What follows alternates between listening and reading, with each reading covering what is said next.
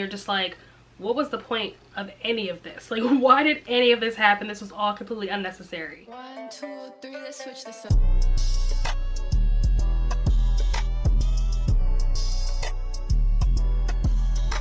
Hello and welcome back, or welcome to my channel if you are new here. As you can tell by the title, today I'm going to be doing my April wrap-up. So if you're interested to see all the books I read for the month of April and what I rated them, then keep on watching. So for those of you who participated in the Magical Readathon, you know that the month of April was the spring equinox. So I decided to do the Dreamwalker calling, and most of the books, if not all of the books that I'm going to be talking about, were books for my prompts for the spring equinox, which I did complete. So the first prompt that I completed was the alchemy prompt, and that was to read a book with a metal in the title, and I decided to read Cleaning the Gold by Karen Slaughter. And this was a very short story, which for it to be so short, it actually had a lot of like action in it. It was like really good. I typically don't read like short books or short stories or novellas, so this was a little bit out of my comfort zone, but I actually really enjoyed it. This book follows two characters. I believe that one of the characters is a main character from Karen Slaughter's series, and then the other character is a main character from, was it Lee Childs, I think is the other author, from their series. And so this was kind of like a crossover book. And so basically both of these guys have, for their own different reasons, found themselves working in, I think they were in like, I forget where they were, but like Fort Knox or somewhere, some like government military base facility. One of them I think is like some type of former military, and he is on some kind of like case. I don't think he works for the military anymore. He's like a undercover private investigator or something, whatever. He has like a handler or whatever. And then the other guy I think is local law enforcement, who is also undercover. And so, like I said, for their own separate reasons, they are both working in this underground government military facility cleaning the gold. And it's a very interesting story how their backstories kind of intertwine. It was a very well done story for it to be so short. I gave this book 3.5 stars. I would say that if you like mystery, if you like thriller, if you like action, you know, car chases, shootouts, all that good stuff, this is an excellent short story or like novella style book for that. The next book that I read was for my Psionics and Divination prompt, which was a book with clouds on the cover, and for that I read The Hunger by Alma Katsu. And I did a whole vlog on this book, so I'm not going to spend too much time talking about it or describing it. You can go check out that vlog if you're interested.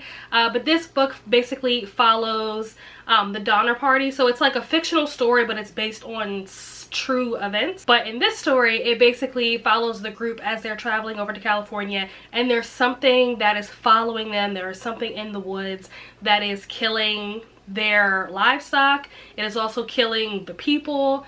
And on top of the fact that there's something out there that is attacking them, they also have been together for like several months. And sometimes when you spend too much time with a particular person or group of people, you get a little stir crazy, and sometimes things just kind of blow out of proportion because you need a break, and they don't get that. So it's a very interesting story. I had a great time reading this. This was my first experience reading horror.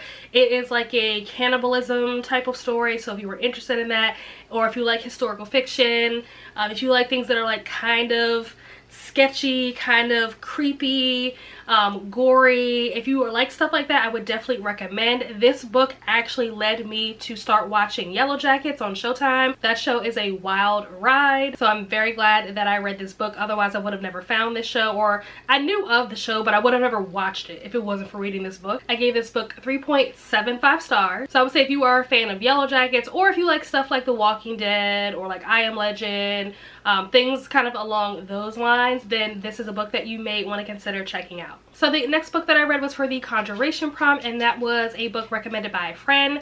And for the horror reading challenge that I was doing, Kenny had recommended two books to me. So one was The Hunger, and then the other was Tender is the Flesh by Augustina Basterica. I'm not sure if I said the name right. I'm so sorry if I didn't.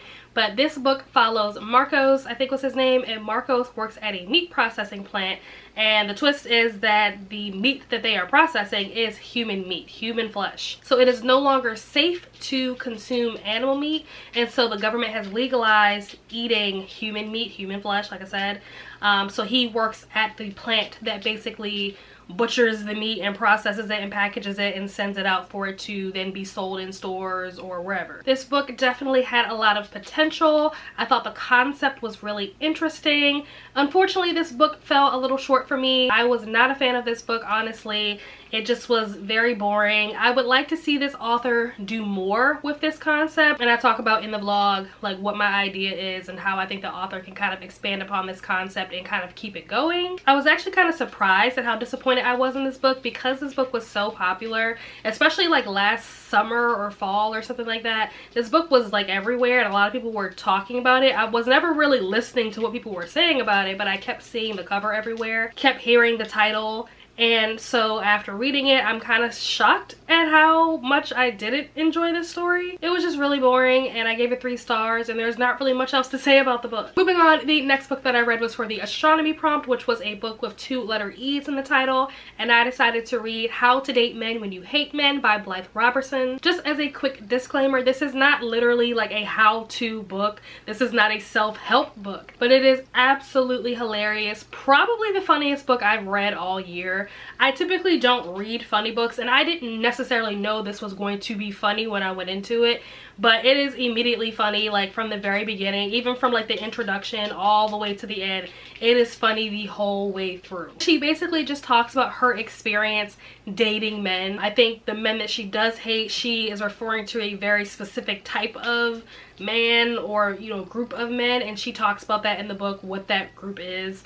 But she doesn't hate men and it's very relatable. I would say that if you were looking for a nice palate cleanser, maybe you just finished reading a really intense book or a really scary book or a really sad book, this is a great palate cleanser because this book is just so lighthearted and funny. I gave it 4 stars and I highly recommend to women everywhere. The next book that I read was for the Art of Illusion prompt, and that is a book cover that matches your outfit. And for this book, I read Daisy Jones and the Six by Taylor Jenkins Reid. For those of you who managed to find yourself unaware of what this story is about, this book is about a girl named Daisy Jones and a band called the Six who end up coming together to form a band called Daisy Jones and the Six. And this all takes place, I believe, like late 60s, maybe from like 67-ish to like 1979, somewhere in that time frame is when this takes place.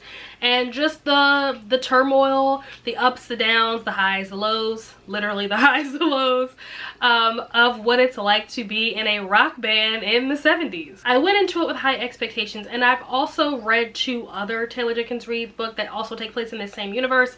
I read Malibu Rising and 7 Husbands of Evelyn Hugo. So with everybody telling me, oh, you have to read Daisy Jones is way better than the other books, I went into it expecting it to be better, and I have to be honest, it wasn't. Now that being said, it wasn't a bad book. I did not enjoy it. It just certainly did not live up to the hype that it is getting, or that it has been getting. Now, I like the format of the book. I think the writing style was really well done.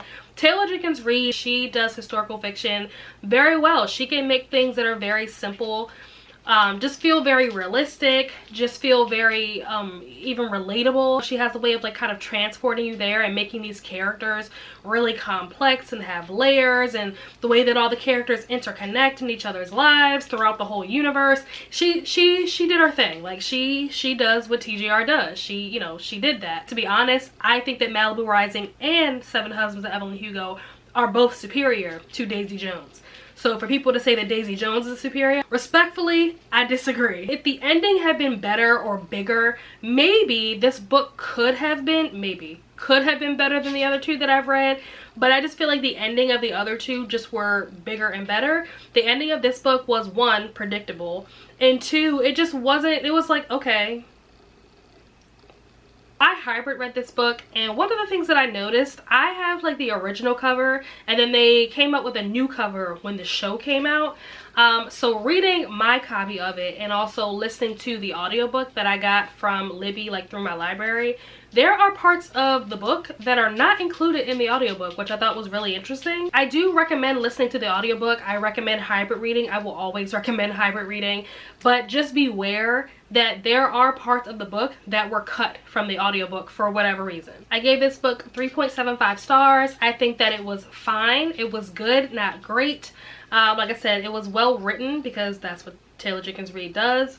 but it wasn't anything spectacular. I would say that if you haven't read it, I don't feel like you're missing anything. I was made to feel like I was missing out because I had not read this book, and now that I've read this book, I disagree. I do not think that I was missing out at all.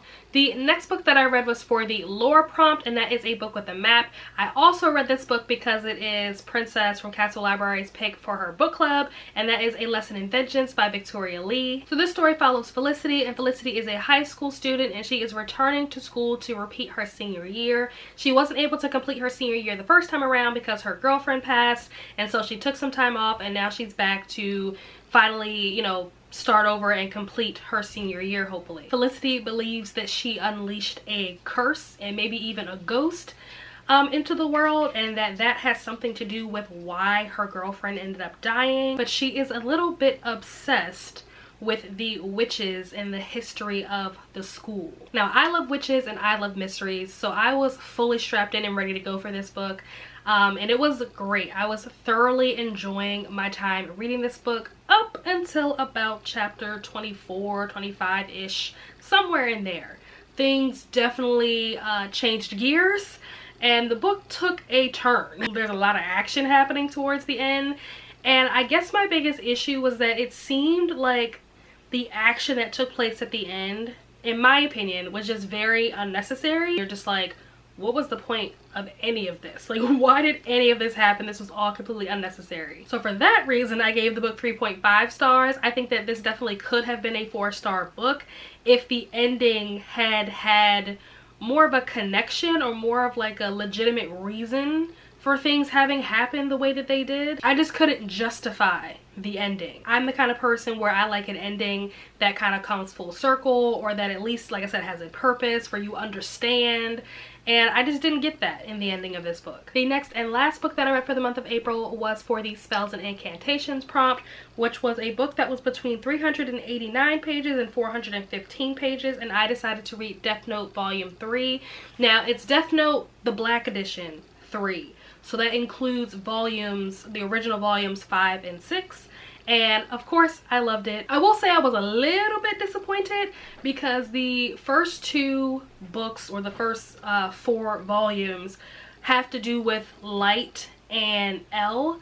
And then when you get to this one, it is no longer between light and L. It is now different, you know, teams going against each other. So I was a little disappointed in that. It was still a good story. I just miss the L versus light thing. Like, I hope that eventually we come back to that, but that just wasn't happening in this particular story. I have talked about this series so many times on my channel, so I'm not going to go into depth about what this is about, but essentially there is a notebook, and if you envision a person's face and write their name down in this book, they die. That is the general premise of this whole story. I can't give too much information about this particular book without spoiling the first 2, but yeah, that's generally it. If you want to know more about this series and how it starts off, feel free to check out any of the other videos that I've done talking about the series. But I gave this particular book 4 stars. Sometimes I feel like with series or sequels and things like that, it's hard to keep the story interested. Because eventually things just kind of get stale, or they drag on, or whatever.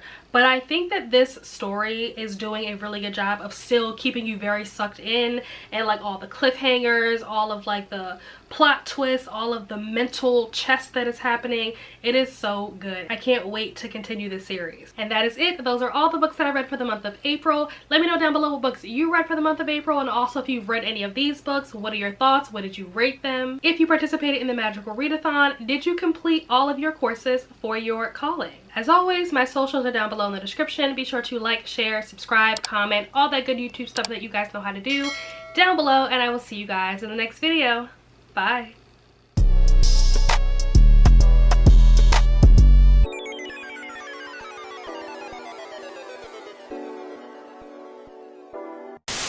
Let me down, let me down.